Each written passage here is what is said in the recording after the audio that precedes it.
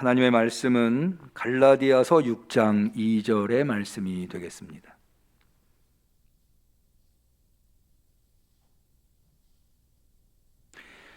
신약성경 309페이지 성령 강림절 19번째 주일에 하나님께서 사모하는 우리 성도님들의 심령에 주신 소중한 하나님의 말씀.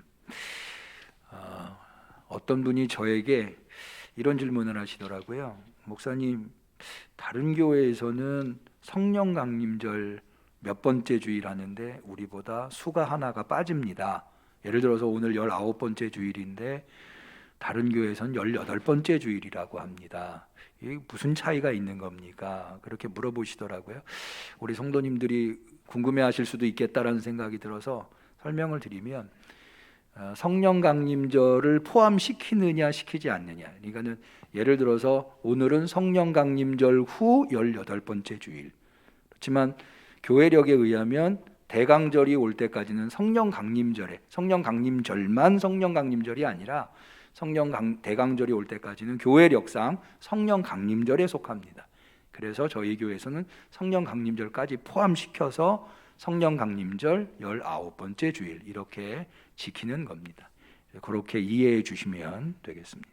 성령 강림절 19번째 주일에 하나님께서 주신 소중한 하나님의 말씀 갈라디아서 6장 2절 말씀을 자기 목소리가 자기 귀에 들릴 정도로 소리를 내어서 다 같이 하나님의 말씀을 받들어 읽도록 하겠습니다. 너희가 짐을 서로 지라 그리하여 그리스도의 법을 성취하라. 이는 하나님의 말씀입니다. 아멘.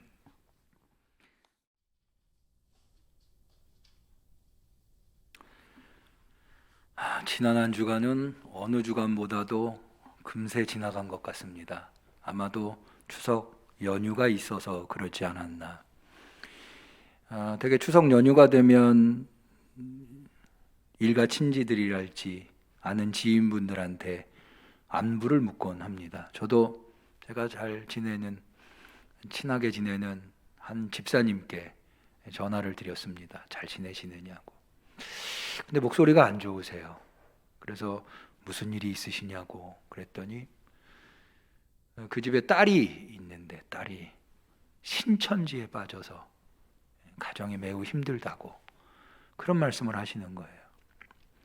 그래서 이제 제가 목사니까 저한테 이런저런 거를 여쭈더라고요. 이게 맞는 거냐. 근데 저는 그 얘기를 들으면서 도대체 왜 이렇게 이단 사이비에 사람들이 빠질까? 예를 들어서 신천지만 해도 14만 4천 명만 구원을 받는다. 대표적인 교리 아닙니까? 근데 조금만 생각해 봐도요. 여러분, 만약 14만 4천 명만 구원을 받는다면 여기 있는 사람의 태반은 그 수에 들지 못할 거예요. 왜냐하면 여러분, 예수님 시대에 예수님을 따라다니던 사람들만 해도, 여러분, 밥도 안 먹고 예수님을 따라다니던 사람들이 5천 명, 남자 장정만 5천 명이었잖아요. 학자들은 줄잡아 한 2만 명 정도, 어린아이들하고 여성들까지 해서.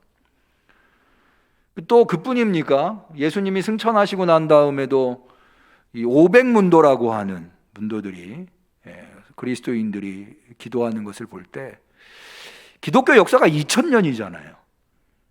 예전에 14만 4천 명이 다 채워지지 않았을까, 이런 생각이 듭니다. 그러니까 조금만 생각해 봐도 이게 엉터리라고 하는 것을 알 수 있는데,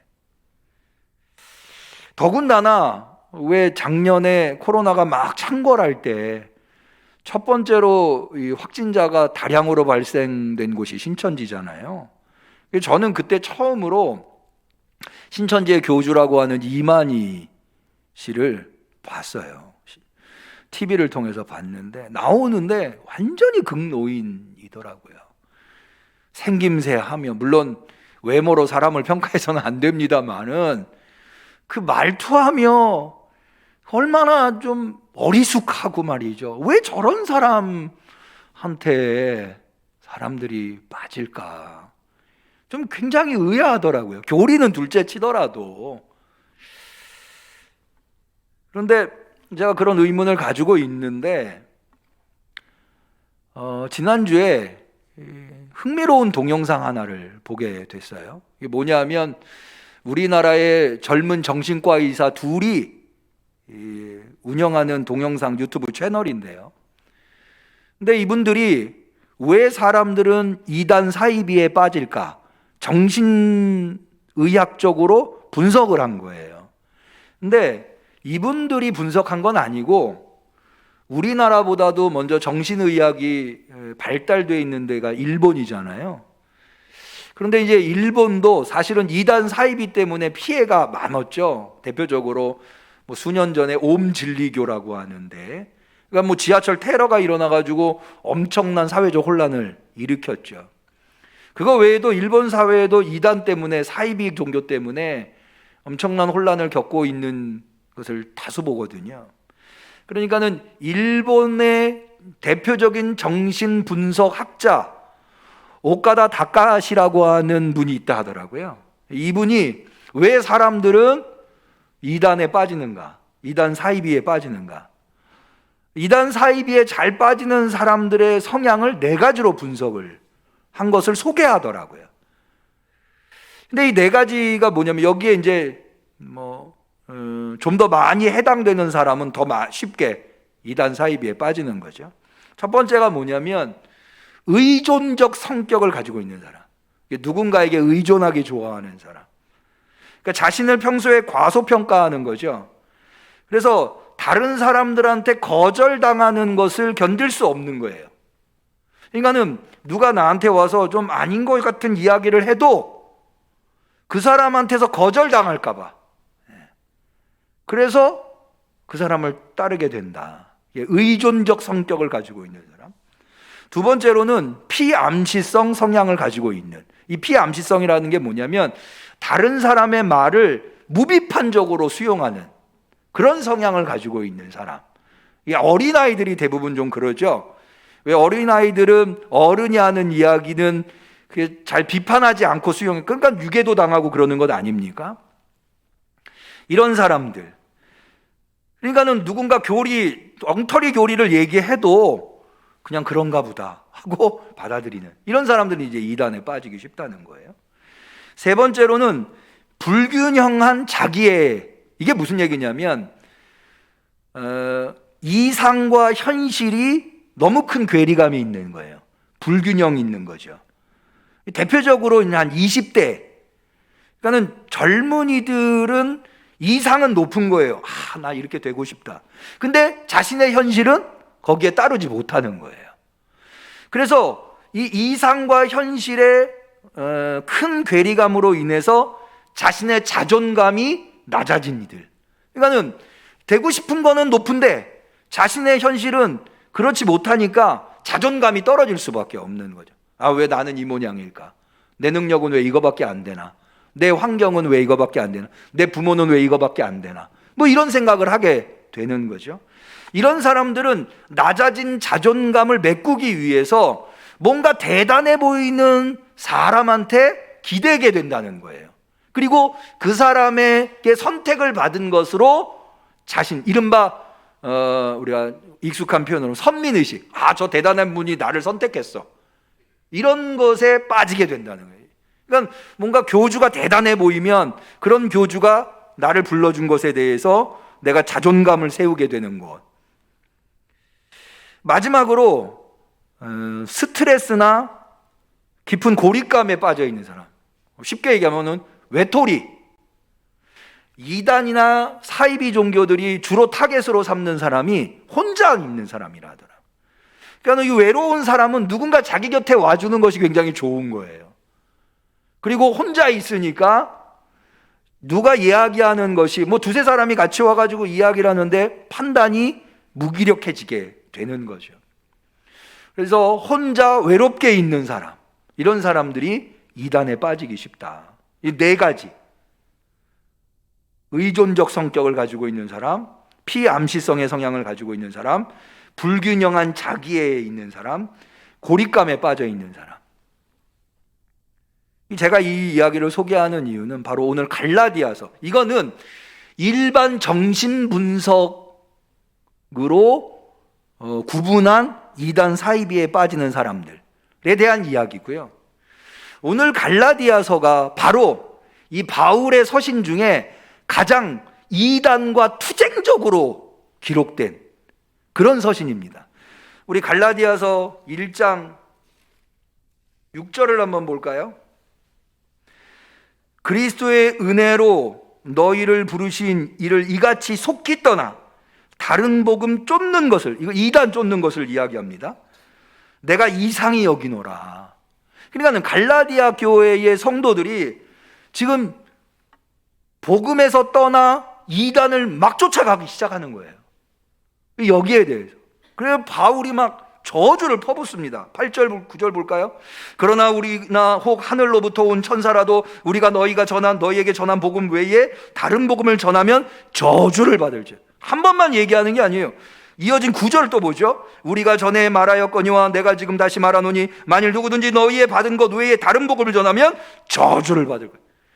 바울이 편지를 쓴 것 중에요, 이렇게 막 연거푸 저주를 퍼붓는 편지는 이거밖에 없어요. 그러니까 지금 갈라디아 교회가 굉장히 심각한 이단의 도전에 의해서 무너지고 있는 상황이라고 하는 것을 알 수가 있는 거죠. 여러분, 성경의 신약의 뒷부분의 절반이 서신입니다. 근데 서신을 읽을 때 한 가지, 여러분 서신을 좀 더 정확하게 읽을 수 있도록 팁을 하나 드리자면, 제가 예전에도 한번 말씀드린 것 같은데, 지금은 휴대전화가 보편화되어 있습니다만 예전에 휴대전화가 없을 때는 약속 장소에 나가면 전화 부스가 쫙 있었어요. 저는 주로 신촌 크리스탈 백화점 앞에서, 지금도 있나 모르겠어요. 거기에서 약속을 많이 했는데, 그 신촌 크리스탈 백화점 앞에 가면은 전화 부스가 막 열 몇 개가 쫙 있어요. 그럼 사람들이 거기 쭉 줄을 서가지고 전화를 걸어요. 그러면 전화를 저도 걸려고 기다리다 보면 앞 사람이 통화하는 게 들으려고 듣는 게 아니라 들려요. 그러면 앞 사람이 하는 얘기를 듣게 되면 맞은편에, 그 사람하고 통화하는 맞은편에 있는 사람이 있겠죠? 그 사람이 무슨 얘기를 하는지 대충은 짐작이 돼요. 아마 저만 그런 게 아니라 여러분들도 그런 경험들이 있으실 거예요. 제가 왜 이 얘기를 하는가 하면 서신이 그래요. 우리는 바울의 기록밖에는 볼 수가 없어요. 그러나 바울이 왜 이렇게 기록했는가? 이 바울이 이것을 기록할 때 맞은편, 상대편이 있겠죠. 바울이 누군가를 생각하면서.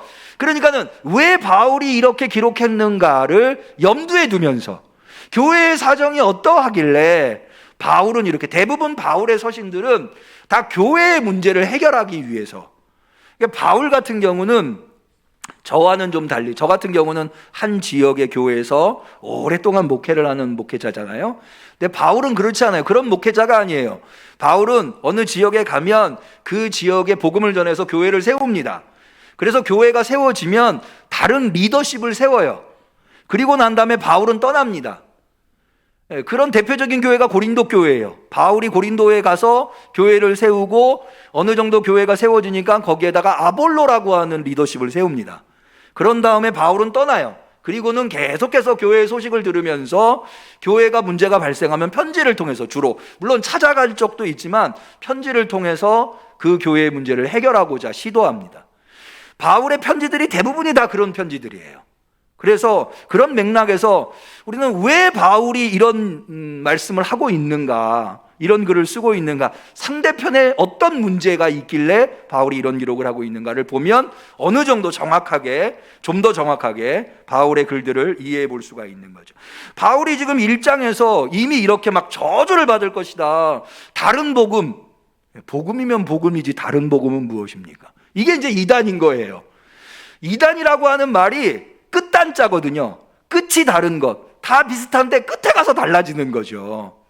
그러니까 여기 다른 복음이라고 하는 게 복음의 껍데기를 쓰고는 알맹이가 다른 거, 끝이 다른 거예요. 거기를, 그래서 너희가 받은 복음 외에 다른 복음으로 떠나는 것을 내가 이상히 여긴다, 이렇게 지금 바울이 그러면서 아주 예리하게 투쟁적으로 막 저주를 퍼부으면서 이야기를 하고 있는 것을 볼 수가 있습니다. 그러면 도대체 갈라디아 교회를 흔들어 놓는 이단은 뭐냐? 그리고 바울은 그 이단을 어떻게 평가하고 성도들이 이단에 빠지지 않도록 어떻게 권면하고 있는가? 먼저 바울이 갈라디아 고린도서에서 다루고 있는 갈라디아 교회를 무너뜨리고 있는 이단, 지금 갈라디아 교회는 대부분은 이방인들로 구성되어 있습니다. 사실 갈라디아 교회는 바울이 2차 전도 여행에 세운 교회라고 할 수가 있어요. 1차 전도 여행은 이 갈라디아 지역이 어디냐면, 이 갈라디아라고 하는 곳은 어떤 특정 지명은 아닙니다. 예를 들어서 서울, 부산, 대전 이런 지명이 아니에요. 이 갈라디아라고는 어떤 지방을 의미해요. 그래서 수도권, 중부지방, 남부지방 이런 식으로 거기에 특정한 지역을 이야기하는 호칭이 아니잖아요. 그리고 좀 갈라디아 지방이에요. 이건 갈라디아 지방이 어디냐? 지금의 터키 지역, 소아시아 지역. 그래서 앙칼라라고 하는 도시를 중심으로 해서 이루어진 지역이 갈라디아 지방입니다. 거기에 있는 교회들이에요. 그러니까 대부분 이방인들이에요. 그런데 바울이 이 이방 지역에다가 복음을 전할 때 어떻게 전했는가 하면, 예수를 그리스도로 믿음으로 말미암아 구원을 얻는다. 이른바 이신칭의, 옛날에는 이신득의, 얻을 득자를 써서 득의라고 했는데 요즘은 칭의라고 합니다. 우리가 실제로 의롭게 된 건 아니고 예수 그리스도의 십자가의 의로 의롭다, 칭함을 받았다, 인정함을 받았다라고 하는 의미에서 이신칭의라고 표현하기도 합니다. 그렇게 복음을 전했거든요. 그래서 이방인들이 예수님을 믿고 그리스도인이 된 거예요. 그런데 이렇게 이방인들로 구성된 교회에 심각한 도전을 주는 두 종류의 이단이 있었어요. 바울이 바울 서신에서 갈라디아서뿐만 아니라 다른 데에서도 두 가지 이단을 심각하게 받아들이고 있는데, 첫 번째가 뭐냐면 영지주의적 이단, 기독교 이단이에요. 이 영지주의라고 하는 것은 1세기 그레코 로망 사회에, 그리고 100년에서 200년 어간의 이 중동 지역과 유럽 지역, 특별히 이 헬라 문화권 안에 있는 지역들에 살고 있는 사람들이 가지고 있었던 상식이었어요. 오늘날 사람들은 이 이성주의, 과학 이런 것들이 상식이잖아요. 근데 1세기 그레코 로망 사회의 상식으로 통했던 게 영지주의였단 말이에요. 이 영지주의에 경도된 사람들이 기독교의 복음을 변질시키는 경우, 예를 들어서 대표적인 예가 예수님이 육신을 입고 이 세상에 온 것을 거부하는 사람들, 예수님을 그리스도로 믿긴 하는데 육신을 입고 온 걸 거부하는 거예요. 이런 영지주의적인 기독교 이단이 바울이 세운 교회들을 많이 흔들어 놨어요. 여기에 대해서. 그런데 이 갈라디아 교회는 그런 이단이 아니에요. 영지주의적인 이단이 아니고, 이 갈라디아 교회를 흔들어 놓는 이단은 유대주의, 율법주의적 기독교 이단. 이게 무슨 얘기예요? 이 사람들이 하는 주장은 뭐냐면, 예수님도 유대인이었잖아요. 그리고 예수님의 12제자도 유대인이었죠. 그러니까 복음은 유대로부터 시작이 됐거든요. 그래서 사도행전 1장에 보면 너희가 성령을 받으면 예루살렘과 유대인, 온 유대와 사마리아와 땅끝까지, 그러니까 복음의 원천이 유대교란, 유대인, 유대. 예수님도 유대교인이었죠. 근데 유대교에서 가장 중요하게 보는 것 두 가지인데, 율법을 지키고 할례를 행하는 거였어요. 그러니까는 이 유대주의, 율법주의에 경도된 기독교 이단은 어떤 주장을 했냐면, 이방 지역에 세워진 교회들에게 찾아가고 성도들에게 찾아가서, 야, 너희들 예수 믿는 거 잘했는데 예수 믿는 거 가지고는 구원 못 받아. 할례를 행해야 되고 율법을 지켜야 돼. 너 예수님도 율법을 지키고 할례 행했잖아. 이렇게 얘기를 하는 거예요. 마치 오늘날 왜 이단 중에 제7일 안식교 있잖아요. 이 제7일 안식교가 그렇게 얘기한다. 예수님도 지킨 안식일을 왜 기독교인들은 안 지키느냐? 이렇게 얘기한다잖아요. 안식일이 토요일이잖아요. 근데 우리는 주일을 지키고 있죠. 사실은 이거 다 이유가 있습니다. 근데 오늘은 그 얘기를 하려면 너무 시간이 많이, 다음에 기회가 있으면 드리도록 하고, 그런 식으로. 그래서 여러분 마태복음에도 보면 예수님께서 뭐라고 말씀하십니까? 내가 율법을 폐하러 온 것이 아니라 완성하러 왔다. 이렇게 얘기하니까 이방 그리스도인들은, 아, 그런가? 아, 예수 믿으면은 그걸로 끝이 아니라 할례도 받아야 되고 율법도 지켜야 되나? 아마 이렇게 생각이 드는 거예요. 더군다나 그 사람들이 예루살렘에서 왔다고 하니까 아마 더 그 사람들한테 마음이 끌리게 되는 거예요. 그래서 갈라디아 교회 성도들이 할례도 받고 막 율법도 지켜야 된다고 하는 분위기가 막 이루어지는, 이것이 왜 치명적인가? 바울은 몇 가지로 지적을 하는데, 첫 번째, 이 율법주의적 기독교 이단의 가장 큰 문제는 뭐냐 하면 예수 그리스도의 십자가를 무익하게 만드는, 헛되게 만든다는 거예요. 갈라디아서 2장 21절, 내가 하나님의 은혜를 패하지 아니하노니 만일 의롭게 되는 것이, 여기 의롭게 된다라고 하는 말은 이 의라고 하는 것, 의로움, 의라고 하는 것은 바울 서신에게서 굉장히 중요한데요. 어떤 의미냐면 하나님의 심판 앞에서 구원을 얻을 자격, 그게 의예요. 그 의가 있어야. 예를 들어서 마태복음에 예수님께서 이런 말씀하셨죠. 너희의 의가, 같은 의거든요. 디카이오스네라고 하는 헬라어인데, 너희의 의가 바리새인의 의보다 낫지 아니하면, 훌륭하지 아니하면 천국에 들어갈 수 없느니라. 그러니까는 이 의가 있어야 구원을 받을 수 있다라고 하는 의거든요. 그런데 바울은 이야기하는 거예요. 만일 의롭게 되는 것이 율법으로 말미암았으면 그리스도께서 헛되이 죽으셨느니라. 율법으로 구원받을 수 있다면 왜 굳이 예수님께서 십자가에 죽으셨겠느냐. 율법으로는 구원을 받을 수 없다는 거예요. 물론 율법이 악한 건 아니에요. 그러나 하나님께서 좋은 의도로 율법을 주셨음에도 불구하고 인간의 죄성 때문에 율법을 지킬 수 있는 사람이 없는 거예요. 그러니까 율법으로는 저주에서 벗어날 길이 없는 것. 이걸 율법의 저주라고 합니다. 갈라디아서 3장 13절, 갈라디아서 3장 10절, 무릇 율법 행위에 속한 자들은 저주 아래에 있나니 기록된 바 누구든지 율법 책에 기록된 대로 온갖 일을 항상 행하지 아니하는 자는 저주 아래에 있는 자라. 무슨 얘기냐면 율법의 조문이 어마어마하게 많아요. 그걸 다 이해할 수도 없고, 이해할 수 없으니 지킬 수 없겠죠? 그걸 다 지키기도, 그건 불가능해 보이는 거예요. 인간으로서는 불가능한 거죠. 근데 그 중에 조그만한 조항 하나라도 지키지 못하면 율법에 의해서 정죄를 당하고 결국에는 멸망에 이르게 된다. 그러니까 인간으로서 율법으로는 구원받을 길이 없는, 이게 율법의 저주예요. 그런데 하나님께서 그런 인간을 불쌍히 여기셔서 구원받을 길이 없으니까 당신의 독생자 아들 예수 그리스도를 이 땅에 보내셔서 율법의 저주 아래에 있는 우리들을 속량하시려고, 구원하시려고 당신의 아들을 십자가에 못 박으시기까지, 죽으시기까지, 그래서 예수님의 목숨값으로 우리의 죄를 용서하시고 우리를 율법으로부터 구원하신 거예요.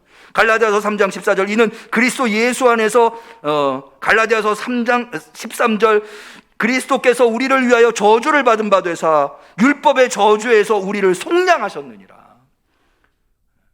예수님이 십자가의 죽으심으로 말미암아 우리는 그 율법의 저주로부터, 율법으로는 죽을 수밖에 없는데 저주로부터 구원하셨다. 그런데 다시 율법을 지키려고 한다?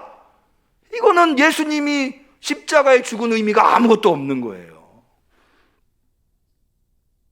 이것은 이 예수, 율법이 아니라 예수 그리스도를 믿음으로 말미암아 의를 얻어서 구원받는다고 하는 이 바울의 교리, 이 기독교의 정통 교리인데, 이 교리는 오늘날 지금 여기서 예배드리고 있는 저와 여러분들에게도 대단히 중요한 의미를 가지고 있어요. 왜냐하면 여러분, 저도 마찬가지입니다만 우리 중에 율법을 알고 있는 사람이 있나요? 아무도 없어요.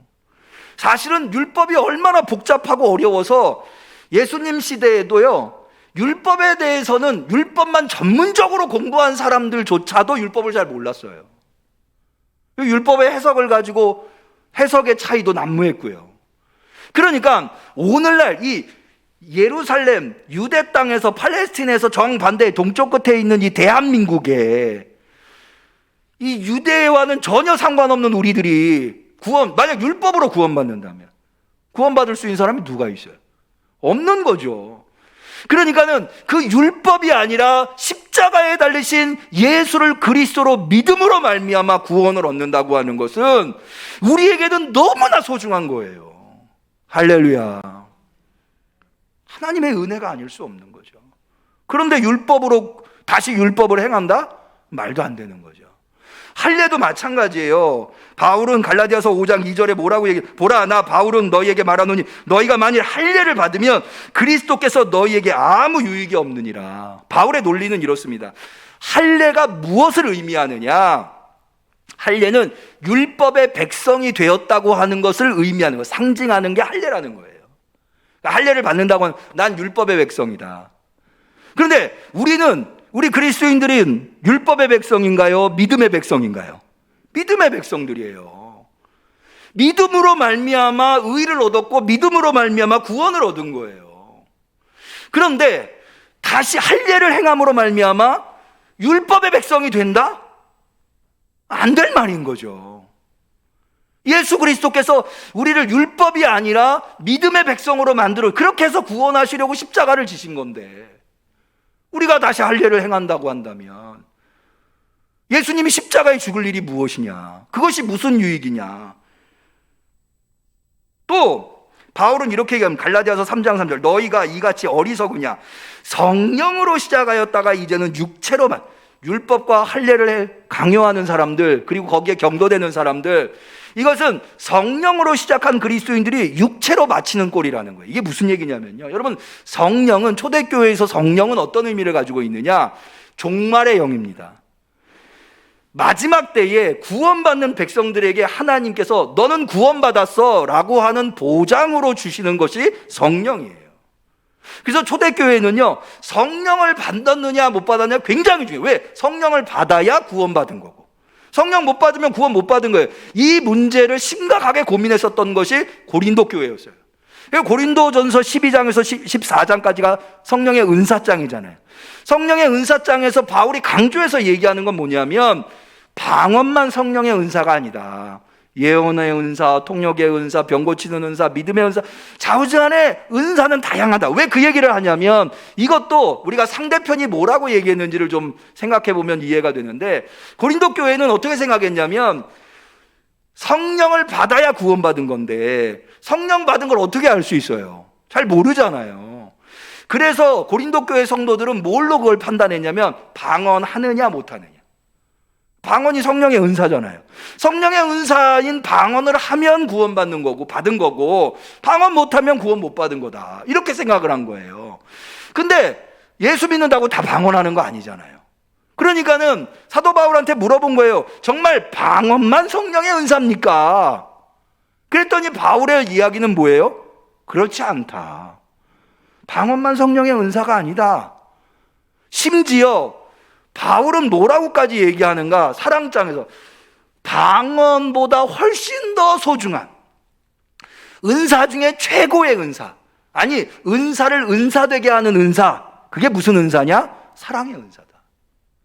그래서 고린도전서 12장에서 14장의 은사를 다루는 데 가운데 고린도전서 13장 뭐라고 되어 있나요? 너희가 천사의 말을 할지라도. 여러분 방언 중에 최고의 방언이 서로 다 다르잖아요. 어떤 사람은 이런 방언, 어떤 사람은 저런 방언. 근데 방언을 왜 합니까? 방언이 무슨 의미? 방언은 영적인 언어거든요. 하나님과 소통하려고 영적으로 소통하겠다고 방언하는 거예요. 그런데 하나님을 직접 대면하고 하나님과 직접 소통하는 존재가 뭐예요? 천사죠. 그러니까 방언 중에 가장 확실한 좋은 방언이 뭐겠어요? 천사의 방언이라고 하는 말이 사실은 혀라고 하는 말이에요. 그 헬라의 원래의 의미가. 그러니까 천사의 혀를 가지고 있는 것이 가장 탁월한 방언을 하는 거거든요. 그런데 바울이 뭐라고 그러죠? 고린도전서 13장에 천사의 말을 할지라도 뭐가 없으면? 사랑 없으면 소리나는 구리와 울리는 꽹과리가 된다고 그랬어요.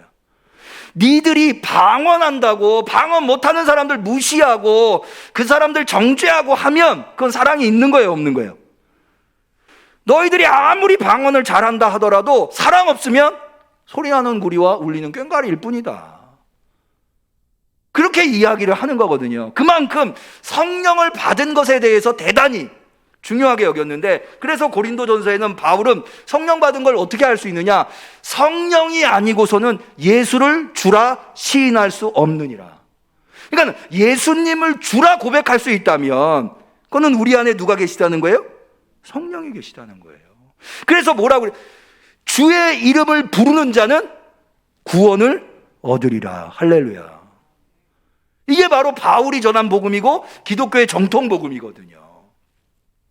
그래서 성령을 받는 것이 굉장히 중요한데, 이 성령은 마지막 때에 구원받은 사람들한테 하나님이 주시는 건데, 육체의 할례를 받는다? 율법을 준행한다? 이것은 육체의 소욕을 따라가려고 하는 거라는 거예요. 실제로 바울은 이 율법과 할례를 행하는 것이 육체의 자랑을 내려고 하는 것이다 라고 주장하고 있습니다. 갈라디아서 6장 12절에 보면 무릇 육체의 모양을 내려 하는 자들이 억지로 너희로 할례받게 하면 저희가 그리스도의 십자가를 위한 핍박을 면할. 왜 할례 받으려고 그래? 육체 모양 내 자랑하려고. 나 이런 사람이야. 그러니까 영을 받은 사람이 육체의 모양으로 육체의 소욕을 쫓으면 어떻게 되느냐? 갈라디아서 6장 8절, 자기의 육체를 위하여 심는 자는 육체로부터 썩어질 것을 거두고, 썩어진다는 게 뭐예요? 멸망한다는 거예요. 성령을 위하여 심는 자는 성령으로부터 영생을 거둔다. 그러니까 여러분 이래요. 이단들은 이렇게, 유대교에 경도된 이 기독교 이단들은, 야, 너 예수님 믿는 걸로는 부족해. 예수님 믿는 수준은 초급이야. 그거보다 성숙한 수준으로 올라서려면 할례 받고 율법 지켜야 돼. 그렇게 주장을 한단 말이죠. 그런데 바울이 실상은 어떠하냐? 할례를 행하고 율법을 지키는 것은 성령을 받는 것과 비교도 할 수 없는 하급적인 행동이라는 거예요. 하나님께서는 도저히 구원받을 수 없는 우리들을 일순간에 영적인 존재로 만들어 놓으신 거예요. 마치 하나님께서 애굽에서 노예 생활을 하다가 죄인 되었던 요셉을 일순간에 총리로 올려놓은 것처럼, 그렇게 예수를 그리스도로 믿기만 하면 성령을 줘가지고 그렇게 높은 자, 그런데 다시 낮아지려고 하느냐? 할례 행하고 율법 지켜가지고? 이건 말도 안 되는 일이다. 이렇게 바울은 경고를 하고 있는 거죠. 그러면 왜 사람들은 이렇게 이런 이단들에 빠지는, 이게 잘못된 이단들에 빠지는 걸까요? 바울이 볼 땐 두 가지예요. 첫 번째는 예수 그리스도 한 분만으로 구원받는 것에 충분하다고 하는 믿음이 희석되었기 때문이다. 거기 위에 확고하게 서 있지 못하기 때문이다. 여러분, 우리 응암교회 성도님들은 예수를 그리스도로 믿는 믿음만으로, 예수님 한 분만으로 우리가 구원받기에 충분함을 고백하시며 믿으시며 확신하시기를 축원합니다. 여러분, 만약에 예수를 그리스도로 믿는 것이 부족해서, 그것만으로 구원받기에 부족해서 거기에 뭔가 우리가 행위를 해서 더 올리려고 한다면 우리 중에 구원받을 수 있는 사람 많지 않을 거예요. 그럴 수 없기 때문에 나는 부족하고, 나는 연약하고, 나는 잘못 행했지만 내 안에 역사하시는 예수 그리스도께서 그분 한 분만으로 충분하기 때문에, 할렐루야, 내가 오늘 구원받았다고 확신하고 살아가는 거지, 내가 거기다 뭔가를 더 해야 한다면. 근데 자꾸 이단들은 이런저런 조건들을 다는 거예요. 아니, 그거 갖고 안 돼. 아니에요. 여러분, 우리가 우리의 공로로 구원받습니까? 전적인 은총이에요. 오직 하나님의 은혜로만 구원받은 거예요. 믿으시기를 바랍니다. 하나님의 구원, 하나님의 은혜. 두 번째로는요, 왜 사람들이 자꾸 이단에 빠지느냐? 뭔가 거기에다가 자기의 노력으로 더하면서 자기를 과시하고 싶어 하는 거예요. 사람들한테 인정받고 싶은 거죠. 아, 나 이런 사람이야. 이렇게 인정받고 싶은 거예요. 여러분, 사람은요, 누군가에게 인정받고 누군가에게 자신을 과시하고 싶은 욕망이 얼마나 뿌리 깊이 자리하고 있는지 몰라요. 다른 사람보다 조그만한 거 하나만 더 알잖아요. 그거 그냥 자랑하고 싶어 하고요. 다른 사람보다 뭐 하나 조금 더 가지고 있으면 그냥 그거 자랑하고 싶어 하고요. 순식간에 그렇게 된다는 거예요. 인간이 그래요. 그런데요, 여러분, 우리한테 자랑할 건 아무것도 없어요. 여러분, 내가 자랑할 게 있으면 왜 예수 믿어야 돼요? 내가 예수를 믿고 십자가를 붙드는 이유는 내 자랑할 게 아무것도 없기 때문에, 나는 오직 죄인입니다. 나는 예수 그리스도의 십자가 아니면 죽을 수밖에 없습니다. 자랑할 게 없기 때문에 예수님 앞에 나온 거예요. 근데 예수님 앞에 나왔는데도 자꾸 자랑하려고 그래. 자꾸 내가 이런 사람 과시하고 싶어 해. 여러분, 만약에 어떤 성도가 여러분 앞에서 이런저런 자랑하면은요, 야, 그러시냐고 그러시면서 속으로, 아, 저 사람이 아직 어리숙하구나, 복음을 잘 모르는구나, 아직 십자가를 덜 붙잡았구나, 그렇게 생각하셔요. 아니에요, 여러분. 예수님 십자가에 예수님 같은 분도 십자가에 못 박혔는데 왜 우리는 그 십자가를 바라보면서 그렇게도 자기를 과시하고 싶어하고 그렇게도 자랑하고 싶어해요? 그게 뭐 대단한 거라고. 그거 그렇게 대단하면 그걸로 구원 받으시던가. 그거 아니잖아요. 십자가 앞에 섰다는 겸손해야 돼요. 우리가 자랑할 거는 오직 예수 그리스도밖에 없어요. 우리 영암교회 성도님들 그렇게 되실 수 있기를 축원합니다. 그러니까 사람들이 자꾸 이단에 빠지는 거예요. 뭐 이렇게 내세우고. 바울은 이어서 이렇게 얘기합니다. 너희들이 예수를 믿는 믿음 위에 뭔가를 더해야 할 것이 있다고 한다면 그게 뭐냐? 그리스도의 법을 성취하는 것이다. 그게 바로 오늘 우리가 읽은 갈라디아서 6장 2절에 나와 있는 내용이에요. 다시 한번 볼까요? 너희가 짐을 서로 지라 그리하면 그리스도의 법을 성취하리라. 한번 저를 따라해 봅니다. 그리하면 그리스도의 법을 성취하리라. 구원받는 일에 예수 그리스도께서 부족해서 뭔가를 하는 게 아니고 이미 우리가 구원받았기 때문에, 예수 그리스도 한 분만으로 충분히 우리는 구원받았기 때문에 그것을 내 삶의 현장에서 구현하며 살아라. 그럼 그건 뭐냐? 그리스도의 법은 뭐냐? 시간이 많이 가서 다 설명할 수, 한마디로 얘기하면 사랑입니다. 갈라디아서 5장 6절, 그리스도와 예수 안에서는 할례나 무할례가 효력이 없대. 그런 건 아무짝에 쓸모없어요. 사랑으로서 역사하는 믿음뿐이니라. 믿음이 뭘로 역사한다고요? 사랑으로 역사하는 믿음.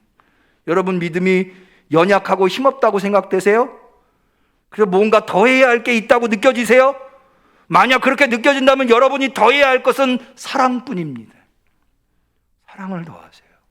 왜? 믿음은 뭘로 역사해요? 사랑으로 역사하는. 믿음이 있다 하면서 사랑하지 않으면 죽은 믿음이에요. 믿음이 있으면 사랑해야 돼요. 갈라디아서 5장 22절, 성령의 9가지 열매 잘 아시죠? 그 첫 번째가 뭐예요? 사랑. 사랑, 희락, 화평, 오래 참음, 자비, 양성, 충성, 온유, 절제. 갈라디아서 5장 13절, 형제들아 너희가 자유를 위하여 부르심을 입었으나 그러나 그 자유를 육체의 기회로 삼지 말고 오직 사랑으로 서로 종노릇하라. 사랑하는 거예요. 그래야 주님이 우리를 자유케 하시려고 부른 그 그리스도의 법, 그것을 성취하는 겁니다. 그럼 우리는 어떻게 사랑해야 할까요? 무엇보다도 먼저 내가 다 됐다고 생각하시면 안 돼요. 완성됐다고 생각하시면 안 돼요. 자, 3절을 한번 볼까요? 만일 누가 아무것도 되지 못하고도 된 줄로 생각하면 스스로 속임이라. 우리는 늘 부족한 존재. 십자가 아래서 다시 거듭 그걸 고백해야 돼요. 주님의 은혜를 필요로 합니다. 오늘도 주님의 은혜를 필요로 합니다. 오늘도 주님의 은혜를 필요로 합니다. 그러면서 자기 자신을 돌아봐야 돼요. 각각 자기의 일을 살피라. 그래야 하면 자랑할 것이 자기에게만 있고, 이 자랑할 것이 자기에게만 있다는 것은 내 안에 있는 예수 그리스도밖에는 자랑할 게 없고 남에게는 있지 아니할, 남에게 과시할 건 없다는 거예요. 두 번째로 자기의 일을 살필 뿐만 아니라 짐을 서로 져줘야 돼요. 그게 바로 오늘 우리가 읽은 갈라디아서 6장 2절에 나오는 너희의 짐을 서로 지라. 이 짐을 서로 지라는 게 뭐냐면 남의 허물을 사랑으로 덮어주라는 거예요. 교회 보면은요, 그냥 누가 조금만 잘못하면 그냥 저 사람 왜 저러냐, 집사가 돼가지고 권사가 돼, 한수 집사, 장로, 목사 막 이렇게 비난하는 사람. 그런데요, 정말 그리스도의 법을 성취하는 분들은 누구의 잘못을 발견하잖아요. 속으로 이렇게 생각해. 저 사람 부족한 걸 내가 메꿔줘야지. 저 사람이 부족하니까 내가 필요한 거구나. 내가 저 사람한테 도움을 줘야 되겠다. 품어줘야 돼. 사랑은 뭐예요? 허다한 죄를 덮느니라. 제가 목회를 해보니까는요, 교회는 어떤 곳이냐? 잘난 사람들이 모여서 신앙생활하는 곳이 아니에요. 99가지가 부족해요. 근데 각자 하나님이 주신 그나마 나은 한 가지들이 있어요. 그 한 가지들이 100명이 모여서 100%를 이루는 게 교회더라고요. 여러분, 하나님이 나 잘나서 선택하신 거 아니에요. 내가 부족하지만, 부족하기 때문에 예수 그리스도를 보내주신 거고요.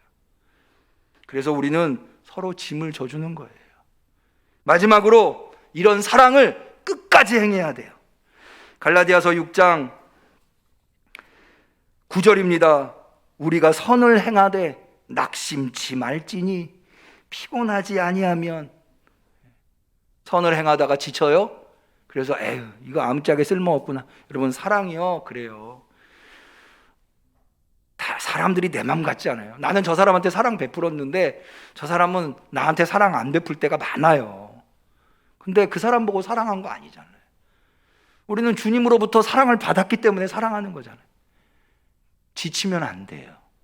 사랑을 하다가 지쳐서는 안 돼. 사랑을 하다가 중간에 포기해서는 안 돼. 끝까지 낙심치, 선을 행하되 낙심치 말지니 피곤하지 아니하면 때가 이름에 거두리라. 중도에 포기해서 나한테 올 사랑의 풍성한 열매를 놓쳐버리는 안타까운 성도님들이 아니라 끝까지 사랑을 하셔서, 저를 따라합니다. 사랑하되 끝까지 하자. 언제가 끝이에요? 열매가 맺어질 때까지 사랑을 해서 그 사랑의 풍성한 열매를 얻을 수 있기를 축원합니다. 말씀을 정리해 보자고 합니다. 제가 말씀 시작하면서 일본의 정신과 의사가 왜 사람들이 이단에 사이비에 빠지는지를 4가지 유형으로 설명을 드렸어요. 첫 번째가 의존적인 성격을 가지고 있는 사람. 여러분, 사람 성격, 내 성격 쉽게 안 바뀌어요. 내가 의존적인 성격이다 생각하는 사람은요, 이렇게 하세요. 내가 예수 그리스도를 의존하리라. 예수 그리스도의 십자가만 의존하리라. 예수 그리스도의 복음만 의존하리라. 하나님 의존하면 돼요. 예수님 의존하면 돼요. 두 번째로 피암시성. 누군가의 말을 비판 없이 수용한다. 우리가 비판 없이 수용할 수 있는 것은 오직 예수 그리스도의 말씀뿐이에요. 그래서 예수님도 어린아이와 같이 하나님의 나라를 받들지 아니하면 천국에 들어갈 수 없다고 그랬어요. 그게 뭔 얘기냐? 예수님이 말씀하신 것을 그대로, 그게 내 생각에는 좀 안 맞는다 하더라도 그대로 받드는 거예요. 그러면 나중에는요, 예수님이 이래서 이 말씀하셨구나 깨닫게 돼요. 세 번째로 불균형한 자기애. 현실과 이상이 맞지 않아가지고 자존감이 무너지는. 그래서 누군가의 권위로 내가 그 자존감을 세워야 된다고 한다면, 여러분, 예수 그리스도가 나를 선택하셨다고 하는 믿음으로 여러분의 자존감을 세우실 수 있기를 바라요. 히브리서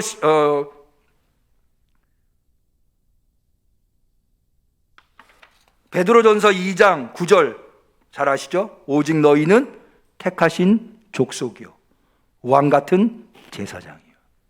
하나님이 우리를 그렇게 선택하셨어요. 내가 좀 못 가졌다고, 내가 좀 못 배웠다고, 내가 사회적으로 지위가 낮다고 무시당할 사람이 아니라는 거예요. 하나님이 우리를 그렇게 선택하셨는데 내가 그거에 기죽어 있고 주눅 들어 있으면 나를 그렇게 선택하신 하나님이 어떻게 생각하시겠어요? 아니에요. 비록 나는 부족하고 나는 연약하고 나는 가진 것 없고 내세울 거 없지만 내 안에 누가 계셔요? 예수 그리스도, 성령님. 할렐루야. 무엇과도 바꿀 수 없는 천하보다 귀한 그분이 우리 안에 계신데 주 예수보다도 귀한 건 없네. 찬양하잖아요. 주 예수보다도 귀한 건 없네. 그 믿음으로 승리하시기를 바랍니다. 마지막으로 고립감. 여러분, 우리는 혼자 있을 수가 없는 사람들이에요. 왜냐? 볼지어다 세상 끝날까지. 예수님 뭐라고 그러셨어요? 내가 너희와 항상 함께 있으리라. 혼자 있을래야 있을 수 없는 사람들이 우리들이에요. 믿으시기를 축원합니다. 예수님 붙들고 십자가 붙들고 우리 이단을 이기시고 승리하실 수 있는 우리 성도님들이 되시기를 주님의 이름으로 간절히 축원합니다. 기도하겠습니다. 하나님 아버지, 오늘도 말씀을 통해서 이 혼돈한 세상 속에서 마귀는 우는 사자와 같이 두루다니며 집어삼킬 자를 찾는 이때에 우리로 바른 믿음 위에 굳건히 설 수 있게 하심을 참으로 감사를 드립니다. 예수님 한 분만으로 충분합니다. 그 믿음 위에 흔들림 없이 설 수 있도록 붙잡아 주옵소서. 십자가 앞에 나왔습니다. 십자가 아래 내 정과 욕심 다 못 받고 오직 예수 그리스도만 자랑할 수 있게 하옵소서. 예수님의 이름으로 기도 올리옵나이다. 아멘.